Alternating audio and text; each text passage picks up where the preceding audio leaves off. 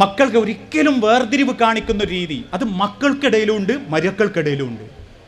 നാളെ ഒരു കുടുംബ പ്രശ്നം സംസാരിക്കാൻ പോയപ്പോൾ ഒരു മരുവോൾ പറഞ്ഞ്, ഉമ്മ കാക്കൻ്റെ ഭാര്യനെയൊക്കെ മോളേന്നാ വിളിക്കുക, ഇന്ന പേരാ വിളിക്കുക. ഉണ്ട്, ചിലന്മാർക്ക് ആ സ്വഭാവം ഉണ്ട്.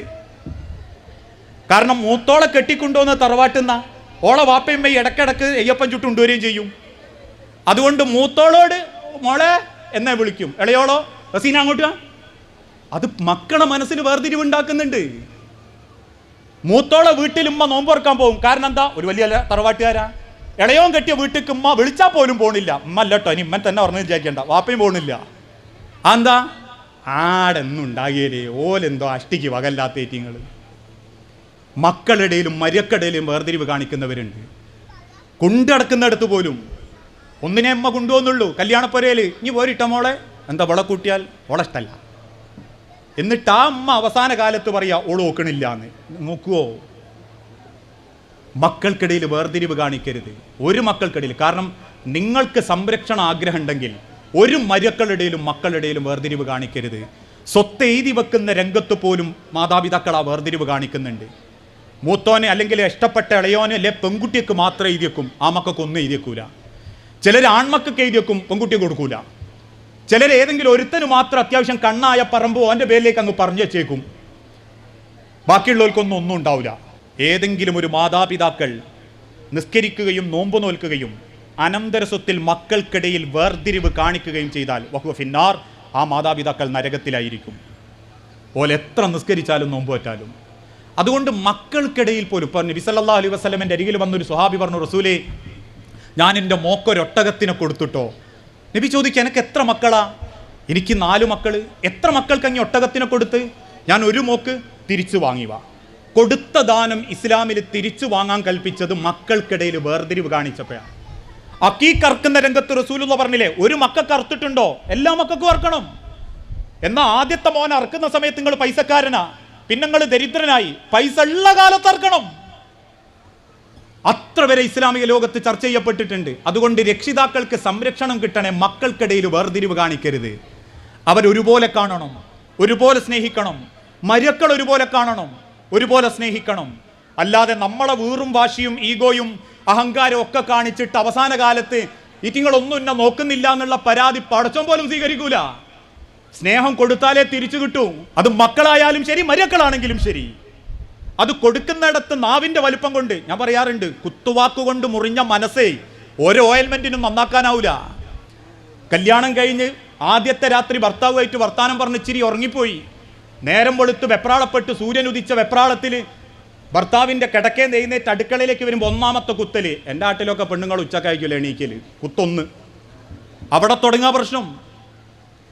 പ്ലേറ്റ് എടുത്തു, കൈമന്ന് വീണുപോയി, വെപ്രാളത്തിൽ പൊട്ടി. കുത്ത് 2. ഓനൊന്നുമായി തന്നില്ലട്ടോ, ഇതൊക്കെ എൻ്റെ വിയാപ്പിള വാങ്ങി വെച്ചതാ. അവിടെ തുടങ്ങും കുടുംബത്തിൻ്റെ വേരറക്കാൻ. പിന്നെന്ത് സമാധാന കുടുംബത്തിൽ നിങ്ങൾ ആഗ്രഹിക്കുന്നത്? കയറി വരുന്ന ഒരു പെൺകുട്ടി മറ്റൊരു വാപ്പാൻ്റെ മോളും എൻ്റെ മോളെപ്പോലെ വേറൊരു പ്രതീക്ഷയോടുകൂടി കുടുംബത്തിലേക്ക് കയറി വന്നോളുക എന്ന ബോധത്തോടെ അമ്മാരും കയറി ചെല്ലുന്ന വീട്ടിൽ അമ്മാനെ വരച്ച വരയിൽ നിർത്തിയാലേ എല്ലാവരും ശരിയാവുമെന്ന് പഠിപ്പിച്ചോൻ്റെ മുഖത്ത് നോക്കി സ്നേഹം കൊണ്ട് ആ ഉമ്മാനെ കീഴ്പ്പെടുത്താൻ എനിക്കിൻ്റെ സ്നേഹം മതി എന്ന് ചിന്തിക്കുന്ന മരുക്കളുണ്ടെങ്കിലേ കുടുംബം നന്നാവും.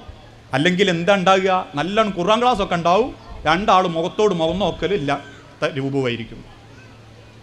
നമ്മളെ കുടുംബം ശരിയാവണേ കുറേ സ്ഥലത്ത് നമ്മൾ മിണ്ടാടക്കേണ്ടി വരും, കുറേ നമ്മൾ ക്ഷമിക്കേണ്ടി വരും. ഇപ്പം ഞാൻ എൻ്റെ ഭാര്യനോട് പറയലുണ്ട്, അതിപ്പോൾ ഞാൻ നിങ്ങളോടും പറയാം. ചിലപ്പോൾ എൻ്റെ ഉമ്മാനൊക്കെ കൊല്ലത്തിൽ മാസത്തിൽ ഒരിക്കൽ വന്നിട്ടായിരിക്കും പെങ്ങളൊന്ന് കുളിപ്പിക്കുകയും നോക്കുകയൊക്കെ ചെയ്യുക. ബാക്കി എല്ലാ ദിവസവും നോക്കുന്ന ആരാ? എൻ്റെ ഓള് തന്നെ. പക്ഷേ ഒരു ദിവസം വന്ന പെങ്ങൾ ഉമ്മ ഒരു മാസം കോപ്പി അടിച്ച് പറയും, ഓള് വന്നീനും ഞാൻ കുളിപ്പിച്ച്, ഞാൻ ഇങ്ങനെയാക്കി, ഇന്ന ഓളാ നോക്കി, ഞാൻ നല്ലോണം കുളിപ്പിച്ച് തന്ന് ഒക്കെ പറയും. അപ്പം എൻ്റെ ഭാര്യ വയ്ക്കും, 29 ദിവസം നോക്കിയതാരാ?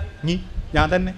അന്തമ്മ പറയാത്ത? ഞാൻ പറഞ്ഞത് പറയൂല, അത് ഉമ്മാരെ മനസ്സാ, അതങ്ങ് അഡ്ജസ്റ്റ് ചെയ്താൽ മതി. അതിൻ്റെ അർത്ഥം ഇങ്ങി ചെയ്യുന്നില്ല എന്നല്ല. കുളിപ്പിച്ചോയ പെങ്ങൾക്കും അറിയാം 29 ദിവസം ഇതിനേക്കാളും ഭംഗിയിൽ ഇങ്ങി നോക്കുന്നുണ്ട്. പക്ഷെ ഉമ്മാർക്ക് പറയാനാവുമ്പോൾ ആരേ വരൂ? ഉമ്മാൻ്റെ മോളെ വരൂ. അതിങ്ങനെ സബൂറാക്ക്, എനക്കുള്ളത് പഠിച്ചോൻ തരും. എനക്കുള്ളത് പഠിച്ചോൻ തന്നാൽ പിന്നെ ഇങ്ങനെ അതിൽ ബേജാറാവണ്ട. കാരണം ദുനിയാവിൽ എനിക്കാരും തരൂല. കിട്ടാനുള്ളത് പരലോകത്താണെങ്കിൽ പിന്നെ ദുനിയാവിൽ ആൾക്കാരും വൽപ്പത്തിറങ്ങി നോക്കുകയും വേണ്ട. ആ മനസ്സ് നമുക്കുണ്ടായാൽ കുടുംബറാഹത്താ.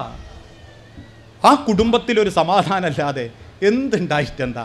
എത്ര ആളുകൾക്കാണെന്നറിയോ വലിയ പൊരള്, എത്ര ആളുകൾക്കാണെന്നറിയോ ഒരുപാട് സൗന്ദര്യമുള്ളത്.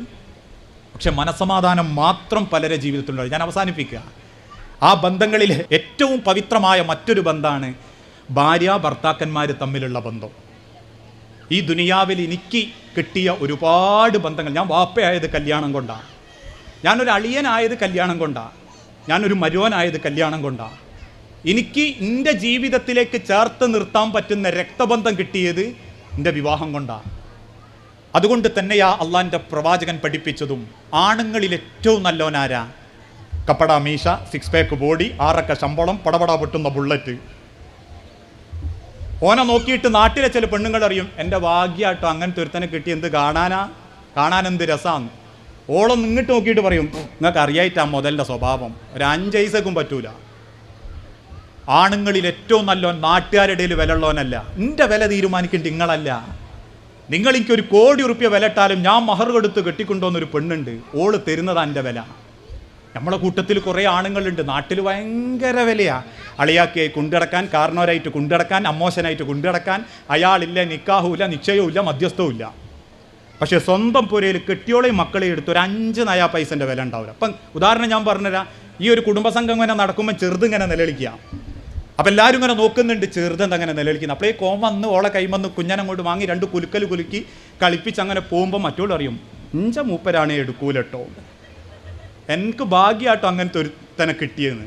അപ്പോൾ ഓളം ആ സമയത്തൊന്നും ഉണ്ടൂല. രാത്രി വീട്ടിൽ ചെന്നിട്ട് ഓനോട് നിങ്ങൾ ആ കുഞ്ഞനെടുത്ത് പോയില്ല അതിനോ, അപ്പം ഇഞ്ചപ്പുറത്ത് ഒത്തിരിക്കുന്നതിന് തീര പറയാ നിങ്ങളെ കിട്ടിയ ഇഞ്ച ഭാഗ്യം. എന്നിട്ട് ഓളെന്നെ ഒന്നും അങ്ങോട്ട് ചിരിക്കും, എനിക്കറിയാം, എനിക്കല്ലേ നിങ്ങളെ സ്വഭാവം അറിയാം. അപ്പോൾ ഒരാണിൻ്റെ സ്വഭാവം അവനാൻ്റെ വീട്ടിലെ പെണ്ണാണ്.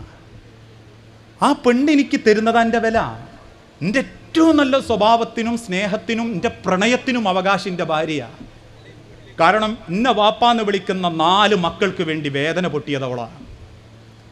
ഇപ്പോഴും ഞാനൊന്ന് കിടന്നുപോയാൽ എനിക്ക് വേണ്ടിയിട്ട് പ്രാർത്ഥിക്കാനുണ്ടാവുന്ന ഉറപ്പുള്ളതും അവളാണ്.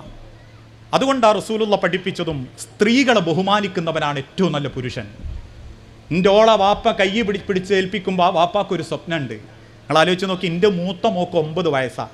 ഞാനിപ്പോഴും അവളെ മുഖത്തേക്ക് നോക്കുമ്പോൾ ഞാനിങ്ങനെ എൻ്റെ ഭാര്യനോട് പറയും, പഠിച്ചോനെ എൻ്റെ മോക്ക് 12 കഴിഞ്ഞു, ഏറിയ 7 കൊല്ലം കൂടി എൻ്റെ മോൾ ഇഞ്ചപ്പരുണ്ടാവും, അത് കഴിഞ്ഞാൽ ഞാൻ വേറെ വീട്ടിലേക്ക് പറഞ്ഞയക്കേണ്ടതാണ്. പഠിച്ചോനെ എൻ്റെ മോള് കയറി ചെല്ലുന്ന വീട്ടിൽ എൻ്റെ മോക്കൊരു സമാധാനം ഉണ്ടായാൽ മതി റബ്ബേനെ ഇപ്പം ഞാൻ പ്രാർത്ഥിക്കുന്നുള്ളൂ.